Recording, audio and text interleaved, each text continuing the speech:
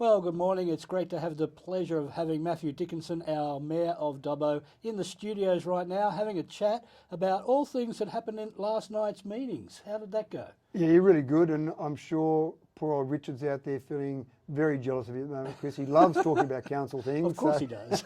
So with him away, he might find that next time I might be saying, well, can I do it with Chris instead of you, Richard? Because Richard gives me a pretty hard time, actually. Oh, of course he would, yeah. He's all things council. That's right. All right, well, you've got a few subjects here we can talk about. What about the Transport for New South Wales 16 Regional City Bus Services Improvement Program? Yeah, this is a really interesting one. Transport for New South Wales made a decision many months ago that they were going to implement better bus services throughout 16 regional cities, Dubbo being one of those regional cities. Now, that sounds good at face value. Improving bus services in places like Dubbo, and many of those other regional cities are the same. If you don't own a car or you don't live really close to where you've got to get to, it's pretty hard to get around because public transport is not great. In Sydney, people just expect to be able to get a tram, bus, train, whatever it might be, but in places like Dubbo, it's a bit tough to do that. So they've come up with a program to say we're going to improve bus services. They're going to spend some money and improve those bus services. And all this fits under the state government rather than council. Okay. But when you need more bus services, you need more bus stops. That's true. And they've sent some letters to some people and they've said, there's a bus stop going into your place. Some of those are in regional, in residential areas, some of those are in the CBD type areas. So those ones that are in residential, I know some of those residents have contacted me and said, what's going on, Matthew? There's a bus stop out the front of my place, which doesn't sound like the end of the world, but it means that you've got a certain distance before and after that bus stop that you can't park your car. And the letters they've been sent indicate that you can't park your car 24 hours a day. So if there was one of those out the front of my place, and I said, Chris, come over for dinner tonight, don't park your car in front of my place because you'll get booked. Make sure you go and park in front of my neighbour's place, which my neighbour mightn't be that happy about. So even though it sounds like a pretty good program and generally supported, there are certainly some people that are not entirely happy. Now this went to our standing committee meetings last night. The problem is it's really there just for notation by council. We don't control the program. The letters that come from the state government have got the big Waratah on the top right-hand corner. It's a New South Wales government initiative. But again, it's one of those things that goes through council. So you and I can talk about it on radio, but we don't actually get to control it. People have asked me if they can move that bus stop. We don't control that. That's all controlled by Transport for New South Wales. I will stress that the letters that people are receiving, there's actually a contact email and a contact phone number on there. That's the best method to go if they're not happy about something that's happening with those bus stops. What about for a time? Couldn't they have it at times where the buses aren't, where people could park out front? Well, that was logical to me because you're not going to get buses come through at midnight or late at night. So, and I don't know what time the buses are running. Again, we're not running that particular program. That seemed logical to me, and that's when I've said to some of those people, when you send off an email to Transport for New South Wales, just ask them about that, because having that as a bus stop 24 hours a day without being able to park there at any time seems a bit harsh. And sorry, just keep in mind, Chris, some of them are just going to be a bus stop with a sign. Some of them are going to actually have a shelter, a bus shelter there built with it. So the bus shelters will be obviously larger, a bit more obvious, but someone puts a single pole at the front of your place, says bus stop here, and that's it, that wipes out parking for a fair distance before and after that sign. It certainly would do, that's for sure. Okay, let's get on to tenders submitted for the New South Wales Touch Junior State Cup for the next 3 years. That sounds good. Yeah, it does sound good. If we're successful in getting it, it'll be fantastic. Keep in mind that we actually had the New South Wales Touch Junior State Cup for the Northern Conference here in February, at the end of February this year, and that was a fantastic success. We had probably 6,000 people in Dubbo for those 3 days, injected a huge amount of money into the economy, and it really showed Dubbo in a fantastic light, because I spent some time walking around, down around those games that were going on, and just the people that would come up to me and say, these are fantastic. In fact, people were saying to me, who did you get in to do all your ovals or all your fields? They look fantastic. And I explained that our council staff actually know what they're doing, and they were the ones who prepared all these fields, but they were really impressed. So people that came from a whole range of different places. Now, that was a bit of luck that we got it this year, because we put in a contract or a tender over 3 years ago to get it for the last 3 years, and Port Macquarie won that. So they won it for the 23 year, obviously 22 and 21, those 3 years. The first 2 years of that, they were rained out, so they couldn't actually run those tournaments because of the rain, and it got to the third year and basically people across the state that were playing in that said, we don't want to go to Port Macquarie again because there's too much risk of rain. So they put out an expression of interest to just a couple of councils and said, who's interested? We put our hand up. So at the last minute, we managed to get that for Dubbo as a one-off. We want to get it for the next 3 years, and there's no doubt about it. The experience that people had last time in February this year will actually put us in a really good position for the next 3 years. But unfortunately, Chris, what sometimes happens is some councils just throw a lot of money at tournament organisers, whatever event it might be. And I know more than 3 years ago, there were some councils who were sending a tender document in and just saying, we'll give you $100,000 cash to bring it to our particular city. We just don't have the budget to do that. It's still in-kind costing. We've calculated in the report that went through council last night, we've calculated it costs about $85,000, but that's a little bit different because that's in our staff time, that's in the work that we do on our fields. We're employing those staff anyway. It might mean that they put their energies into the touch footy fields rather than maybe mowing Track O'Reilly Cycleway, but they're still employed anyway, so it's not handing over $85,000, it's $85,000 in general in-kind costs that we've got in council. So I'm more comfortable with those costs because it does inject millions of dollars into our economy. Oh, yes. So I'm okay with that, but I certainly wouldn't be comfortable as a councillor handing over $85,000 cash to the organisers of that to then try and bring it to Dubbo. So it'll be stiff competition, but again, the experience people had this year will put us in a really good spot for hopefully getting it for the next 3 years. Well, we certainly proved ourselves at the last one, didn't we? Absolutely right. And that's really the runs on the board. Let's see if that counts for a lot when they go through that process. And I don't know what other councils are putting in. Obviously, it's a confidential process for New South Wales Touch, but hopefully that puts us in a really good spot.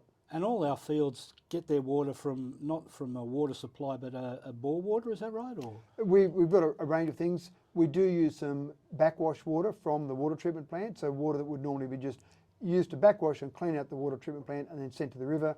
We've also got bores that we use for irrigation of our fields. Some of our fields around Dubbo do use potable water, but mostly we try and use non-drinkable, non-potable water if we can. yeah, that's a good idea. I reckon it saves a lot for the town, especially in hard times when it gets a bit hot. Exactly right, when it gets a bit dry.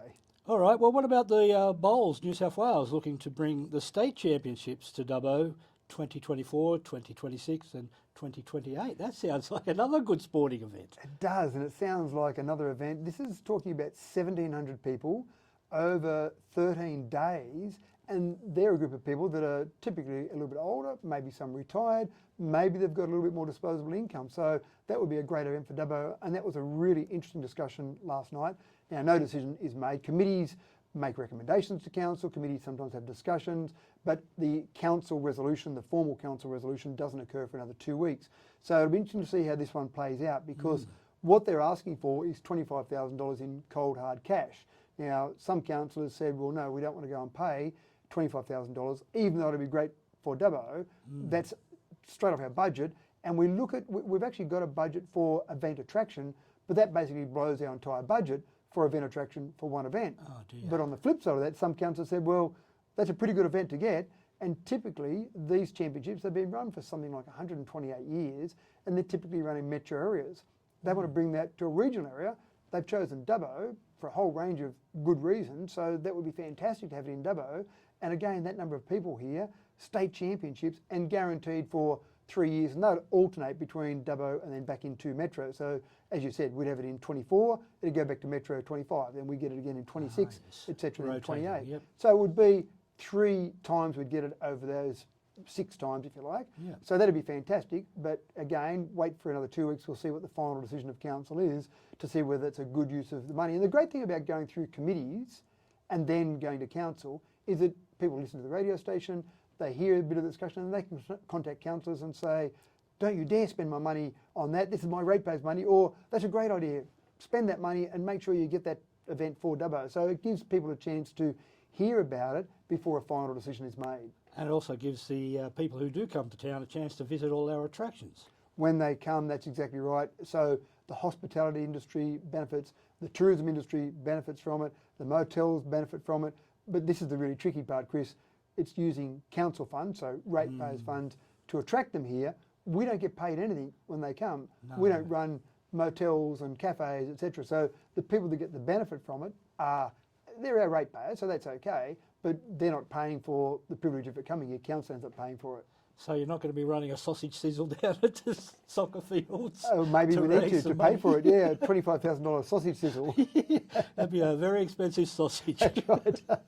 What about the Ozfish River repair? The bus looking for $45,000 funding from the council. That's another big spend. It is, and this is again another really interesting discussion. So Ozfish River Repair Bus used to do some work for council. You'd call it more or less a contract. There was certain work they did along the river, cleaned up the river, picked up litter, did some weed cleaning. So generally, I think, did a pretty good job. Last year, when they came along to council and said, we'd like the $45,000 to continue doing that, council made the decision to not fund them. We believe that we could look at doing those same tasks internally with our staff, and Ozfish with the river repair bus, they've still got some funding to do some things, so they probably weren't going to do the same level of things they would do normally. So this year again, they've come back, and again, really good discussion last night. Again, no decision was made, but a good discussion around, is this work okay to be done by council staff? Can we do it as effectively? Is that $45,000 a good spend of council money to get an external organisation in? If we're going to get an external organisation, should we put it out to some sort of quotation or EOI or tender process for that money to make sure it's the best way we can spend our money? So again, council staff have done it internally the last year. Will we continue to do that for the next financial year? I'll tell you in 2 weeks' time. We'll be Stay looking tuned. forward to that, which means I'll probably be talking to you about it in a couple of weeks. Yeah, that's right, because Richard's still away again. He might come back early just so he can chat about Oh, I council don't know stuff. about that. He's been pretty unwell, actually. It's Oh, has he? unfortunate, yes. Yeah, So right. he's extending his holiday so he can get the full effect of having a break. Oh, good. Oh, that sounds good. Well- best of wishes to him. Yes, indeed. Now, with one more little thing that you mentioned to me just a little while ago about an amenities block in Lions Park. Let's have a bit of a chat about that. Well, only yesterday morning, actually, I was over there watching the demolition, which is always good fun to watch. Oh, yes. Men with big machinery come along and knock things down. Yeah. So the current amenities block this is in the Lions Park, Macquarie Lions Park in West Dubbo, just as you go across the bridge, just on West Dubbo side of the river, but just on the northern side of the bridge. You've got that lovely park there, you've got a boat ramp down to the river, and there's an amenities block there. Now, I haven't been able to find out the age of that yet, when it was first built, but it would be many decades ago. Quite a long time ago, I'd And say. you look at that, and sometimes you're out and just attending a function there, and I've been into that toilet there, and you look around and you look up, and some of the metal that's in the ceiling structure has got a fair bit of rust through it, and there's a fair bit of work that needs to be done. It's not accessible by people with a disability, so it's basically not fit for purpose anymore. So we have made the decision to knock that down and build a new one. But rather than just knock that down, build a new one as we would normally do, we're taking advantage of this whole 3D printing for buildings. Now, it's really not happened in Australia yet. There's been an example on a TV show where they did a bit of 3D printing. I think I've seen that. Yeah, overseas, you've seen some houses built with 3D printing technology. Here in Australia, not really happening. Now, we've got a resolution on our books at the moment that a new development that we're putting together for council will actually have some blocks set aside for 3D printed houses. That's a little bit of time away before we actually get to that point. So we actually thought it would be a great way to do a trial on 3D printing with this amenities block. And we believe it can be done cost effectively, maybe cheaper than traditional construction, maybe similar price, but also done faster, which is obviously very important for housing because we need more housing stock. So we put this out to tender. We wanted 3D printing for this amenities block. We got some tenders that came back in. We weren't happy with any of those prices on those tenders because they were a bit dearer than traditional construction. So we went out and negotiated further with those, which we're allowed to do under the Act, and we finally got one of them to come to a price which was reasonable. So we're paying $310,000 for a new amenities block to be built there. So as of yesterday morning, that was being knocked down, the current one. That'll get cleaned up, that site. Then there'll be a new slab laid, and then there'll be a 3D printing gantry set up where you'll actually be able to go and see a 3D printing process under construction, Really? which I think will be fascinating. I think It will be, yes. there'll be a lot of interest around that. And the first 3D printed houses I saw overseas looked a bit like what I would call a Fred Flintstone house. Yep. They were very curved and they had layers of concrete built up. This is still curved. I've seen the plans for it. It looks quite interesting in a design, but I think it looks different enough that people will be interested in it, but not so different that people will go, well, that looks stupid or looks ugly. And I actually think even after it's built, it might be a semi-tourism attraction, is an amenities block, is a toilet block Well. a tourist attraction. I just think people will be interested to see something that was 3D printed. So I'm pretty excited about all of that. End of August, that should be finished. So the new one should be there and done. But obviously before that, we'll see a gantry set up and see that 3D printing process. So that'll be pretty interesting. It will be, yes, indeed. And that Lions Park is a beautiful place for people to go and have a picnic and whatnot. So having the right amenities block will be great. Yeah, I think you're absolutely spot on, and people do use it. I often ride my bike around Truckarriley, and I see people down there. Might be, say, having a picnic. There might be groups of people. There's a good little playground there, so there's kids playing on there while the parents are sitting there watching, and it's got that beautiful view across the river, of course. So that price, as I said, $310,000. That's a similar price to what we'd pay if we built it under normal construction methods. We did some quantity surveying on that to make sure that was going to be a similar price. And again, I think there's just a fair bit of interest in that. And the company that does this, there's one company that's won the tender for that. Again, they might be more interested in Dubbo. They might be more likely to do a bit more work around Dubbo. When housing starts, again, getting someone that's involved in Dubbo, I think is fantastic. But it also shows, Chris, that in regional areas, one thing that people in metro areas often think is that people in regional areas are a bit backward, a bit slow, maybe not technologically advanced. But I actually think the opposite. I think people in regional areas are more innovative in a whole range of ways. And here we are building a 3D amenities block. No other council in Australia has had 3D printing done for some of their infrastructure. So this will be the first across the nation. Indeed, it's going to be an excellent project. I think it's going to attract, actually get people to go down and see it and bring more people into Lions Park. Yeah, I think you're right. Well, it's Mother's Day on Sunday, so are you going to spoil your mum? Well, unfortunately, my mum passed away a couple of years ago. But of course, I've got a wife and mother to our 4 children, so I'll be spoiling her. I'd love to tell you what I'm doing, Chris, but she listens to DCFM, and so I'd give away the secrets, so I don't want to spoil the surprise for her. So I'll tell you next time we chat about the wonderful surprise I've organised for her. Well, that sounds wonderful, Matthew. Thank you very much for coming along to DCFM today and having a chat about all things that are going on in our wonderful area out here. Such a lovely place to live, Dubbo. Yeah, great. Thanks, Chris. And we'll chat in a couple of weeks' time where we'll have some final resolutions for some of those topics we talked about today. That'll be great. Thank you once again, Matthew, for coming in.